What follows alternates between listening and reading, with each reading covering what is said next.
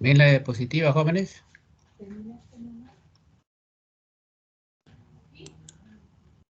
Sí, doctor, ya lo vemos. Ya.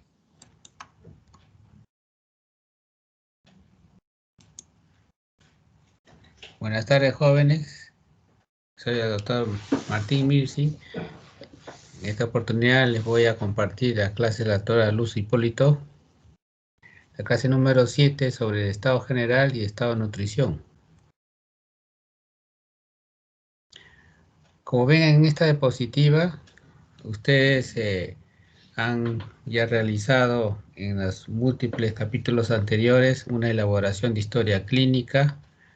Siempre recordar que empieza con la anamnesis, que a su vez comprende la afiliación, la enfermedad actual, los antecedentes personales, generales, patológicos, fisiológicos, antecedentes familiares, revisión por aparatos y sistemas o revisión anamnésica, que es RASA. Todo eso es la parte del interrogatorio que nos sirve para obtener los síntomas del paciente. La segunda parte es el examen físico general y regional, que nos permite obtener los signos del paciente. Y acá en esta diapositiva estamos viendo parte del examen físico general, que empieza con el control de signos vitales, el aspecto general, que también equivale a la ectoscopía al inicio de la historia clínica, pero es opcional. En cambio, el aspecto general sí es obligatorio ponerlo en el examen general, donde uno, digamos, va a determinar el estado general, la fases, el tipo constitucional, actitud y marcha, el estado de nutrición, el estado de hidratación, que también vamos a hablar hoy día, el estado de conciencia y estado psíquico, el examen instrumentario de pila de anexo, que les voy a hablar mañana, tejido subcutáneo también, que les voy a hablar, el linfático y el aparato locomotor, que creo que la doctora Erika les va a hablar también una charla. Esos son los logros de esta charla. ¿Cómo se define el estado general? Es la apreciación que tenemos de la condición general del paciente en la primera consulta médica. Nos permite hablar de la evolución de la enfermedad del paciente en las otras consultas médicas. Nos da una idea del grado de severidad de la enfermedad. Si llega a nosotros caminando, puede hacer que esté en buen o regular estado general. En cambio, si lo vemos postrado, por lo general estará en mal estado general. Al inicio del examen físico, se hace descripción del estado general del paciente. El estado general es la apreciación del enfermo en una visión general. Evalúa su estado de salud aparente, en forma general, en base a la marcha, actitud, conciencia, piel y faneras, tejido celular subcutáneo con panículo adiposo y estado nutricional. Se realizará el estado general con las mediciones y controles de los signos vitales, como es la temperatura, frecuencia cardíaca, tensión arterial, frecuencia respiratoria, saturación de oxígeno, peso, talla y el índice de Quetelec o masa corporal. Con respecto a la marcha de ambulación, es la forma como el paciente camina. Se trata de un mecanismo complejo y aprendido. Posteriormente se torna automático. Participa el sistema nervioso central, el periférico, el sistema músculo-esquelético, articulaciones y el sistema del laberinto. Se explora mediante la inspección. Se pide al paciente que se incorpore, que camine en línea recta, que pare su marcha y gire. Debemos evaluar la distancia entre los pasos, que camine en línea recta, el braceo, se aumenta la base de sustentación y si primero apoya el talón y luego la punta del pie. Una marcha normal es considerada como marcha eubásica.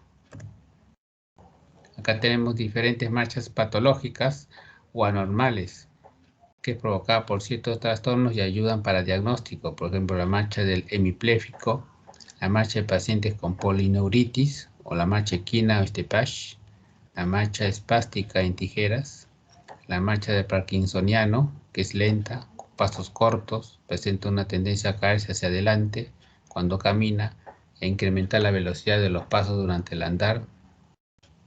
Se denomina también festinación. El balanceo de los brazos se encuentra disminuido o ausente. La marcha táxica es temblorosa con aumento de la base de sustentación.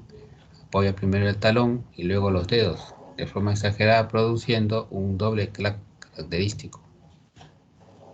Con respecto a la actitud o postura, es la relación armónica que mantienen los distintos segmentos del cuerpo entre sí.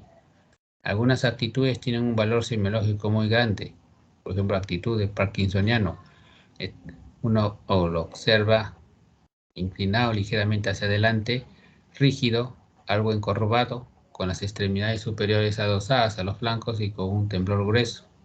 La ortognia, paciente sentado ante la imposibilidad de permanecer acostado, y con disnea.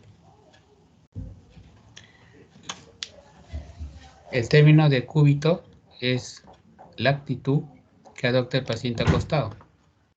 Puede ser pasivo, por ejemplo, pacientes con coma o caquécticos, sumamente adelgazados, y activo, que puede adoptarlo y modificar la voluntad.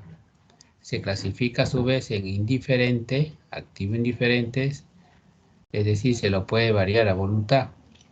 Activo preferencial, es decir, al adoptarlo el enfermo se siente mejor. En patologías cardíacas realmente se ve.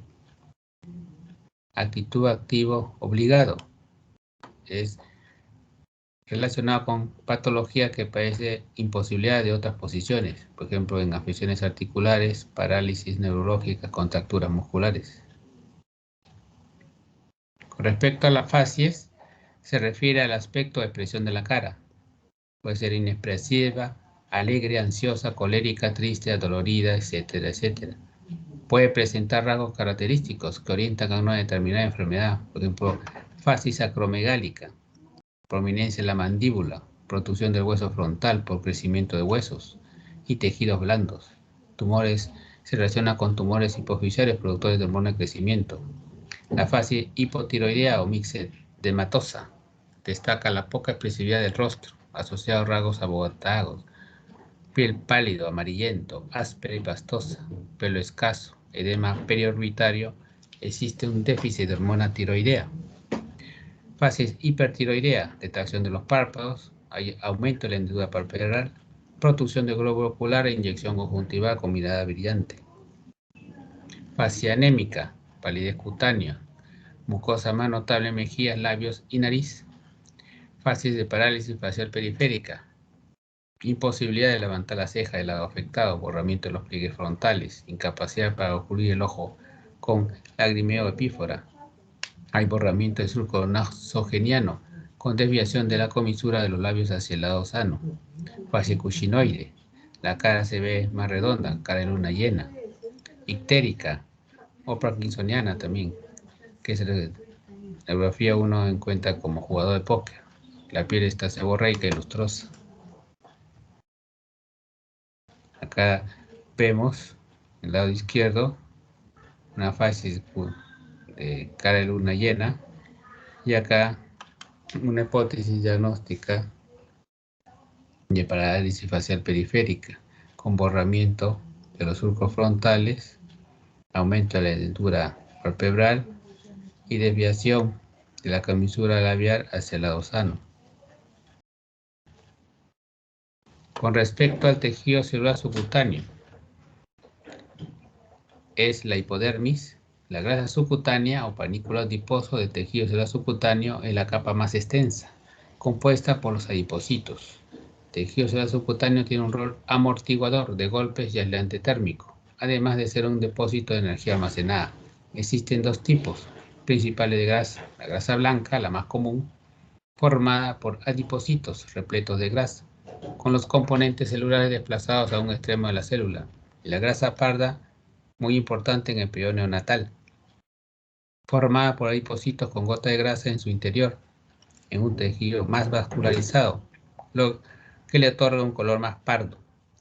Esta grasa parda participa en la generación de calor a través de la utilización de la grasa como combustible. En el examen físico, mediante la inspección y palpación, hay que evaluar su distribución, color, temperatura, sensibilidad y consistencia. Determinar si está infiltrado o no por edema, mixedema o enfisema subcutáneo. Con respecto al panículo adiposo, estará disminuido o aumentado según el paciente esté delgado o obeso. Observar también si existe alguna disposición anormal de la grasa, como jiba de búfalo, obesidad faciotroncular, lipomatosis, lipodistrofia. Con respecto a la temperatura, son mediciones de las funciones básicas del cuerpo. La temperatura tiene un valor promedio de 37 grados centígrados con variaciones de más o menos 0.6 grados centígrados. Si la temperatura central se eleva, se produce vasodilatación cutánea y aumento de la sudoración. Si desciende, hay un incremento insensible del tono muscular, disminución de la sudoración y vasoconstricción. En la práctica se utilizan referencias periféricas de la temperatura corporal central. La axilar es 36.5 más o menos 0.4 y se recomienda tomarla en un tiempo de 3 a 5 minutos. La bucal 36.8 más o menos 0.4 en 3 minutos. La rectal 37.1 más o menos 0.4 en un tiempo de 3 minutos. La temperatura corporal está relacionada con la modificación de otros signos vitales. Por ejemplo, por cada grado centígrado hay aumento de temperatura mayor a 37 grados, la frecuencia cardíaca aumenta a 10 latidos por minuto, acompañado de la frecuencia respiratoria, aumento de la presión arterial y disminución de la saturación de oxígeno.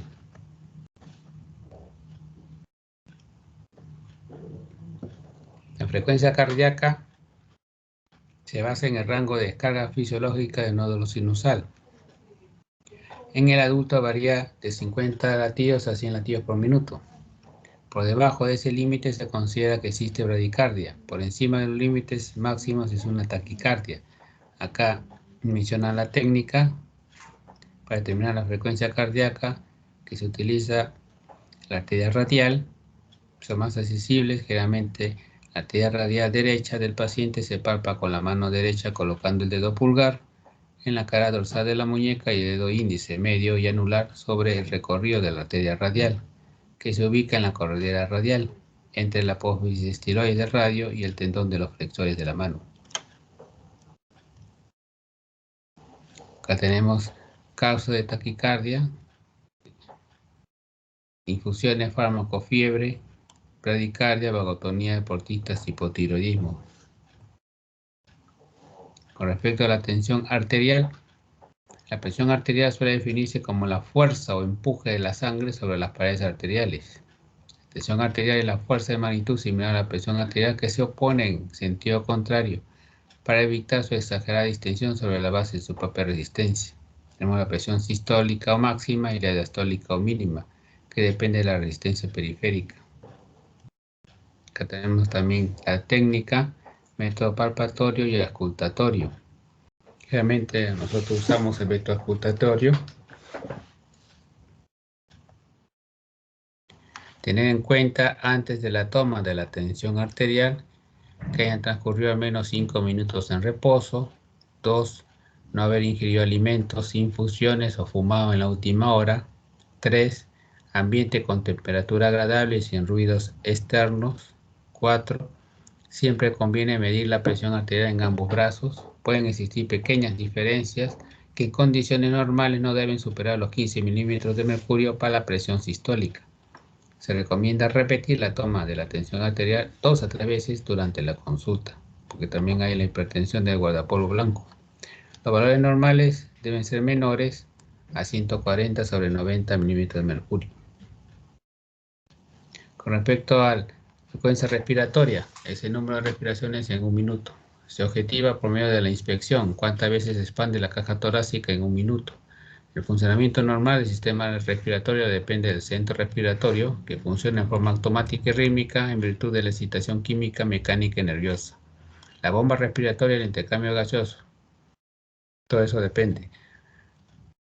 Se denomina taquipnea a mayor de 24 respiraciones por minuto y bradipnea menos de 12 respiraciones por minuto.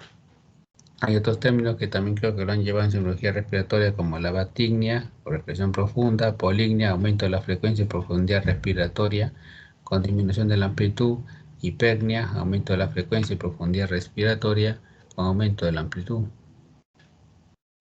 Con respecto a oximetría de pulso, para saber el estado de oxigenación tisular sistémica debemos conocer la presión arterial de oxígeno y se obtiene a partir del análisis de gases en sangre arterial, que requiere la punción de una arteria periférica. La saturación de la hemoglobina arterial depende de la presión arterial de oxígeno. La oximetría de pulso nos permite evaluar de una manera aproximada, fácil y no invasiva la saturación arterial de oxígeno. Generalmente, los valores normales son mayores o igual a 95%, que equivale a una presión arterial de oxígeno mayor o igual a 80 mililitros de mercurio. Se denomina hipoxemia a un valor de menor o igual a 94%, que equivale a una presión arterial de oxígeno menor o igual a 79 milímetros de mercurio. Y se denomina insuficiencia respiratoria cuando la saturación es menos del 90%. Equivale a una presión arterial de oxígeno menos de 59 milímetros de mercurio. También en el estado general hay que ver el peso. Se utiliza para su medición balanzas. Las más exactas son con pesas deslizantes o básculas. Asegurarse que la misma esté sobre una superficie plana y lisa. Se debe realizar con el paciente ropa interior en ayunas y mejor luego de evacuar vejiga y recto. La talla con los pies descalzos y en posición recta. Se mide desde el talón hasta la región superior de la cabeza. La línea de la vista debe formar un ángulo recto con la vertical.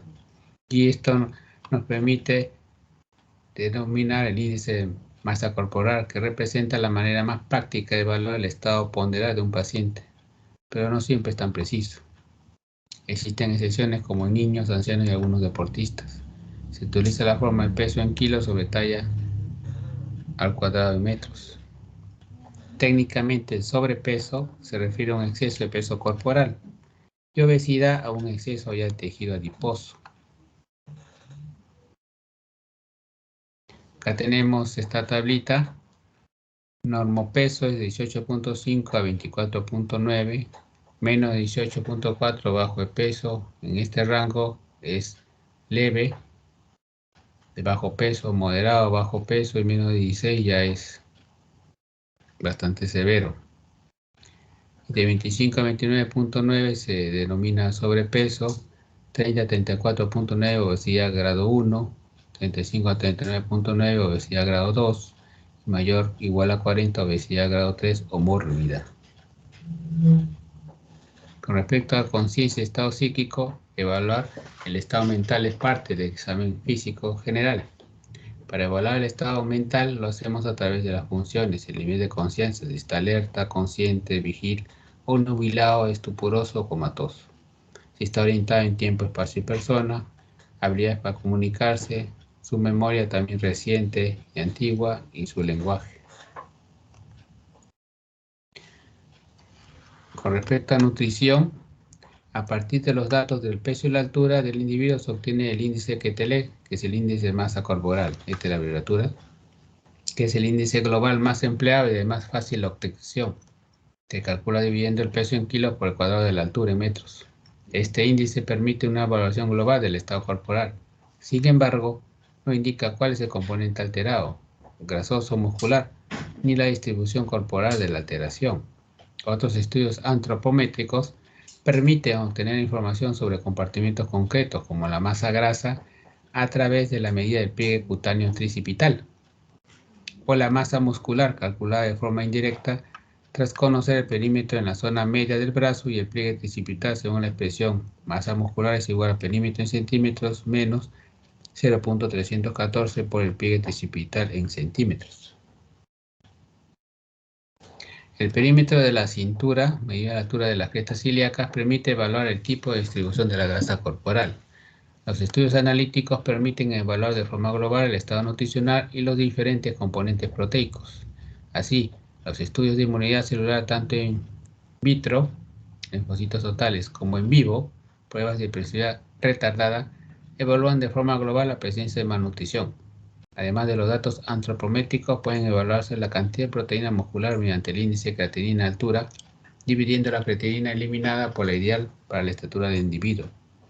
La cantidad de proteína visceral puede evaluarse midiendo algunas proteínas plasmáticas. Las más utilizadas son albúmina, transferrina, prealbúmina y la proteína transportadora del retinol. Todas ellas pueden alterarse por motivos no relacionados con la nutrición, siendo su vida media diferente. Por tanto, su utilidad en la malnutrición aguda difiere de su utilidad en la crónica. Hay también síndromes de alteración nutricional, como la desnutrición o malnutrición propiamente dicha y la nutrición excesiva. Tenemos formas extremas, por ejemplo el kwashiorkor es la desnutrición proteica sin déficit calórico notable.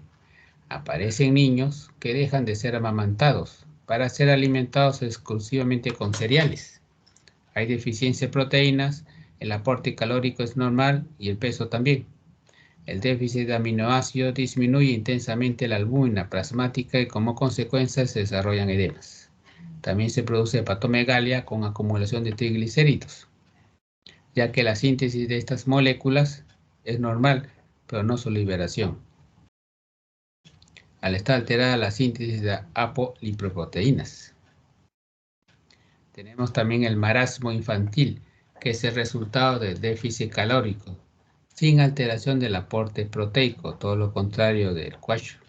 En este caso, se altera principalmente el peso, ya que se consumen los depósitos de grasa. No obstante, el crecimiento se altera de forma menos notable, sin aparecer hipoalbuminemia, edemas ni hepatomegalia. De la bibliografía. Ahora vamos a continuar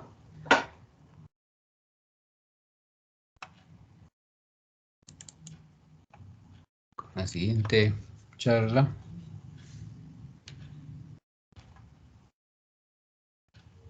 Siguiendo con el examen físico general, les voy a hablar sobre el estado de hidratación, su fisiopatología y metabolismo del agua, que también lo han visto en el video. Vamos a hablar sobre el agua, hidratación, deshidratación, su evaluación clínica y las referencias bibliográficas. Estos son los logros: conocer sobre el agua y su metabolismo y reconocer el estado de hidratación, de deshidratación, perdón.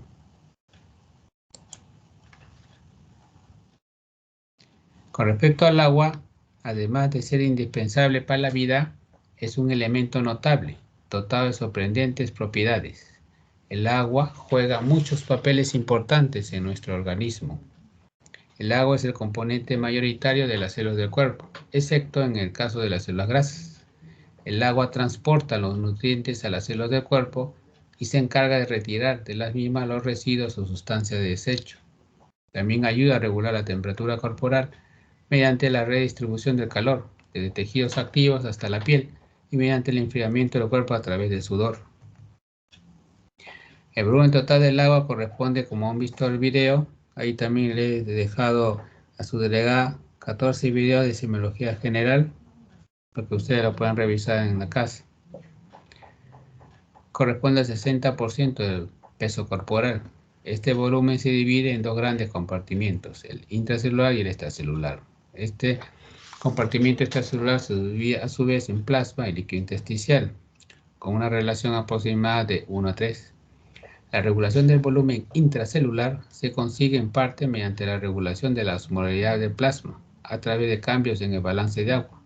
En comparación, el mantenimiento del volumen plasmático, lo cual es fundamental para mantener una adecuada perfusión de los tejidos. Está directamente relacionado con la regulación del sodio.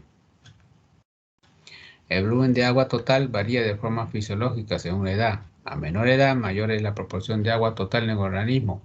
El porcentaje de agua respecto al peso suele ser algo menor en el sexo femenino, debido a la mayor proporción de tejido adiposo. A mayor proporción de tejido adiposo, menor proporción de agua. Las fuerzas osmóticas son el determinante fundamental de la distribución de agua en el cuerpo. El agua puede cruzar libremente casi todas las membranas celulares, y como resultado los fluidos corporales se mantienen en un equilibrio osmótico, dado que la osmolaridad del líquido intra y extracelular es la misma. El plasma es la parte no celular de la sangre e intercambia sustancias continuamente con el líquido intersticial. a través de poros de las membranas capilares, que son permeables a casi todos los solutos de líquido extracelular, excepto a las proteínas. La hidratación es el proceso fisiológico de absorción de agua por parte de las células, tejidos y órganos del cuerpo. El balance hídrico es el resultado del equilibrio entre el consumo y la pérdida del agua, que puede ser por el riñón, a través de la orina, pérdidas insensibles a través de la piel, sudor y aire expirado, que dependen de la actividad física, de factores ambientales y de la pérdida por las heces. Estar bien hidratado se relaciona con un estado adecuado de salud y bienestar.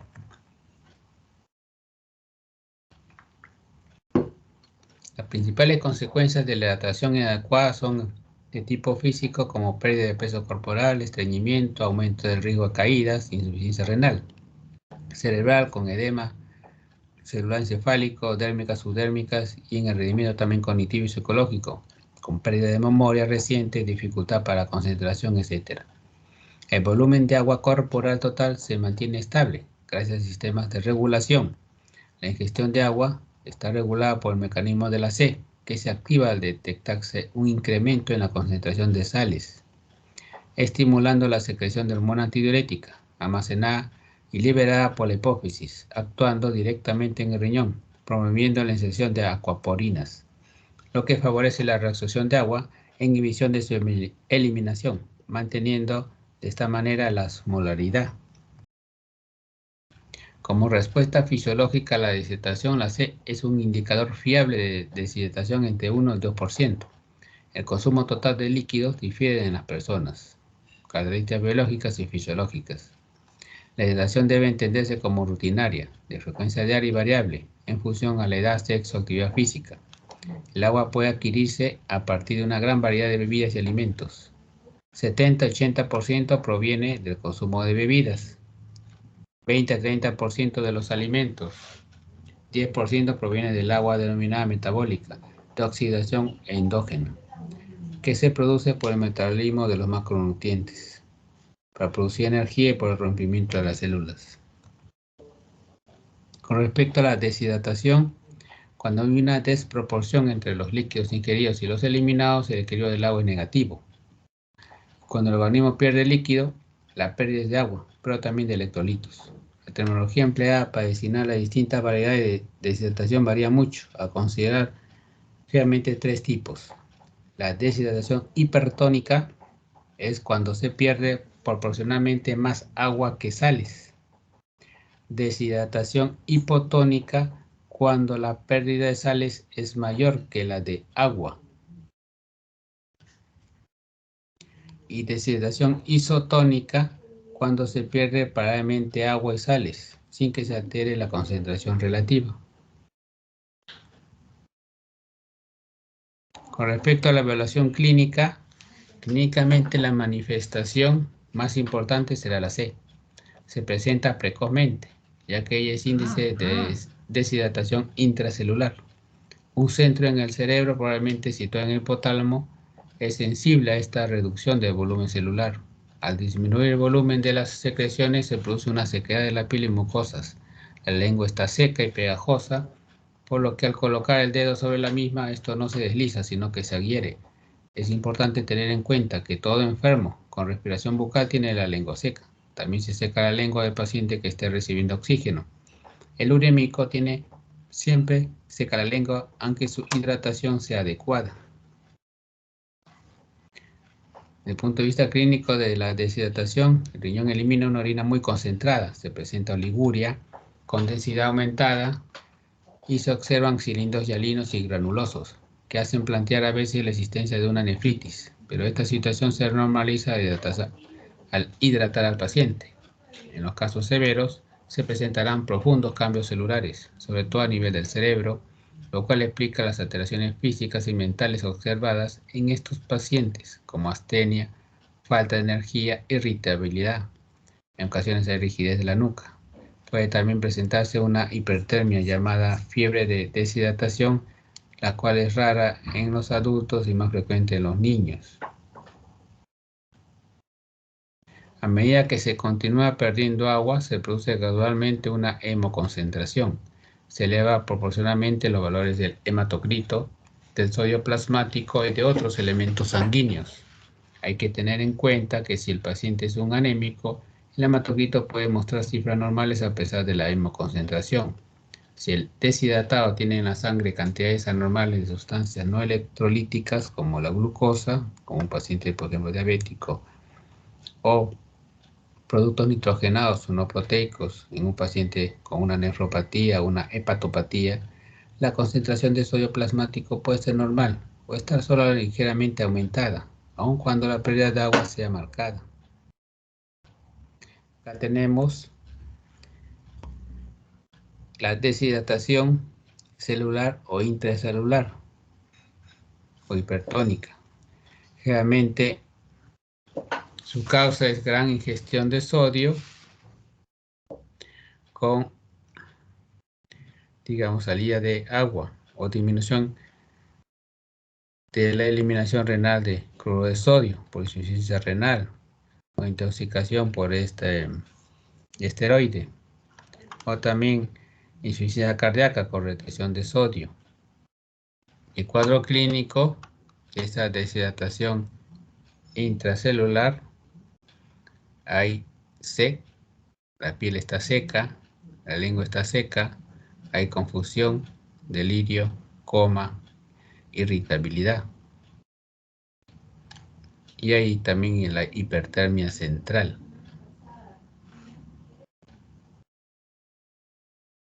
Tenemos también la deshidratación hipotónica, que es la hiperhidratación celular. Su causa es aumento de ingestión de agua, a veces por aporte indebido de purgantes a base de agua o soluciones, y también pérdida de sodio con ingestión de agua a la vez, como son las diarreas, hemorragias, vómitos, poliurias, sudores, enfermedad de Addison. El cuadro clínico realmente se observa paciente con cefaleas, vértigos, trastornos psíquicos, irritabilidad. Si empeora, hay convulsión, edema pupilar, lesiones focales. Hay fatiga muscular con calambres, hay bradicardia en el electrocardiograma, oliguria. Hay también aumento del tamaño globular con hemólisis y hemoglobinuria. Finalmente tenemos las variantes clínicas del equilibrio hídrico. Tenemos la hiperhidratación celular debido a náuseas, vómitos, cefalea, convulsiones, coma, trastornos psíquicos. Y en el extracelular va a haber una deshidratación por síndrome de hipovolemia con signo de pliegue también cutáneo. Y esto se acompaña de una deshidratación hipotónica generalmente. Tenemos también la deshidratación celular, que habíamos dicho hipertónica, con un cuadro de sequedad de la piel y las mucosas con oliguria. Y hay una hiperhidratación extracelular y se ve clínicamente con edemas. Y esto se ve en los deshidratados edematosos. También tenemos una deshidratación extracelular y una deshidratación celular hipertónica, y eso es lo que uno denomina de deshidratación global o isotónica. Ya terminamos con las referencias bibliográficas. No sé si hay alguna pregunta, inquietud, jóvenes.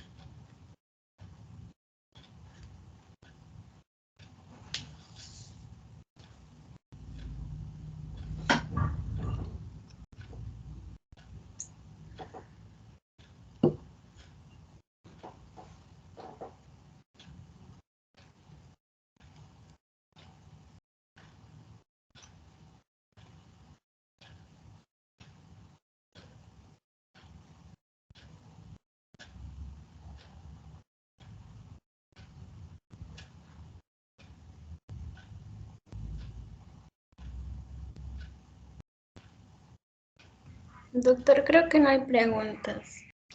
Bien, Juli. De todas maneras, gracias por su atención. Y nos vemos, Dios mediante, después de su reunión con la doctora Palomino. Creo que va a ser de 6 a 8, Foli.